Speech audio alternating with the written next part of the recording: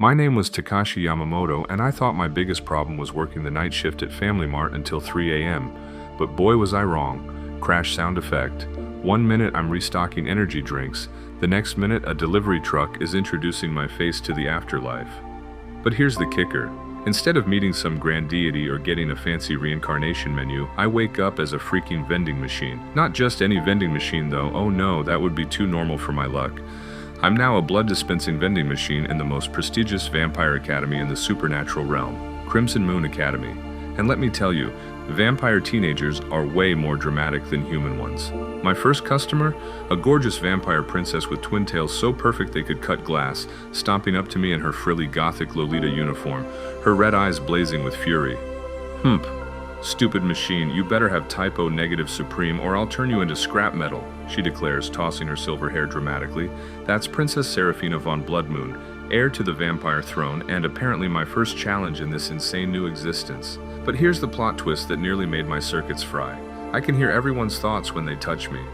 Please work. Please work. I really need blood. But I'm too embarrassed to ask anyone, her mind whispers desperately while she maintains her tough exterior. The poor girl is actually starving because she's too proud to admit she's struggling with her transformation classes. So naturally, being the helpful convenience store clerk I once was, I dispense not just any blood, but a special blend I somehow instinctively created, typo with a hint of strawberry essence that perfectly matches her personality. What? How did you know strawberry is my favorite flavor? Are you some kind of perverted mind-reading machine? She shrieks, her pale cheeks turning the most adorable shade of pink I've ever seen. If vending machines could appreciate cute things, which I totally can now apparently. From that moment on, my unlife becomes a chaotic blend of supernatural high school drama and customer service nightmares. There's Dimitri the werewolf exchange student who always pays in squeaky toys instead of coins. Luna the shy ghost girl who phases through me trying to get phantom-flavored blood that doesn't actually exist, and Professor Dracul who keeps trying to upgrade me with modifications that would make a normal machine explode. But the real challenge isn't dispensing the right blood types or dealing with supernatural currency, it's surviving the academy politics. Apparently there's an ancient prophecy about a sacred vessel of crimson sustenance that will unite all monster clans, and guess who fits that description perfectly? That's right, yours truly, the humble vending machine. Now, every faction in the school wants to claim me, from the Vampire Royal Court to the Werewolf Pack Alliance, and let me tell you, when supernatural creatures fight over territory, things get really messy.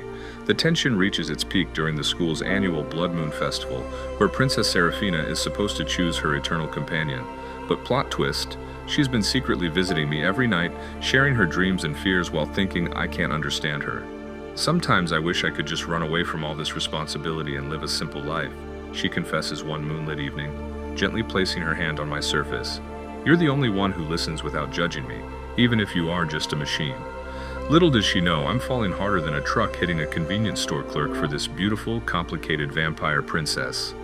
The climax hits when the school's ancient rival, Shadowfang Academy, launches a midnight attack during the festival, and their secret weapon is an army of possessed vending machines, my evil mechanical brethren. As chaos erupts around us with vampires flying, werewolves howling, and witches casting spells that turn the sky purple, Princess Seraphina stands protectively in front of me, her fangs gleaming as she declares, "Nobody touches my vending machine." That's when I realize the truth.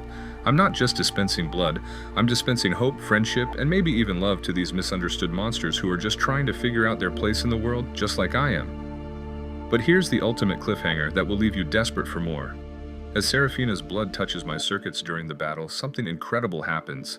Golden light erupts from my coin slot, and for just one magical moment, I transform into my human form, standing before her with my convenience store uniform somehow intact. "Takashi?" she gasps, recognizing the name I whispered in her mind, tears of joy streaming down her perfect porcelain cheeks. But before we can share our first kiss, the magic fades and I'm back to being a vending machine, leaving everyone wondering, was it real? Or just a Blood Moon Festival miracle? The story ends with Seraphina placing a single red rose on my surface, whispering, "I'll find a way to bring you back, I promise." While the camera pans out to show all my supernatural friends gathered around me, each placing their own token of friendship on my metal frame. Dimitri's squeaky toy, Luna's ethereal flower, even Professor Dracul's tiny top hat. And just as the credits would roll, my digital display flickers with a message that makes everyone gasp. Thank you for your patronage. Dispensing hope. Complete. Next upgrade. Loading.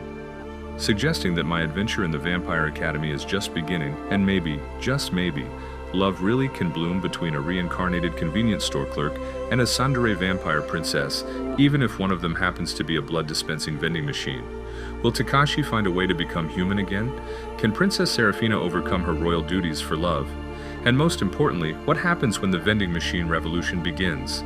Find out in the next thrilling episode of Reincarnated as a Vending Machine in a Vampire School, where every transaction is an adventure, every customer is a potential friend, and sometimes the most unlikely love stories are the sweetest ones of all.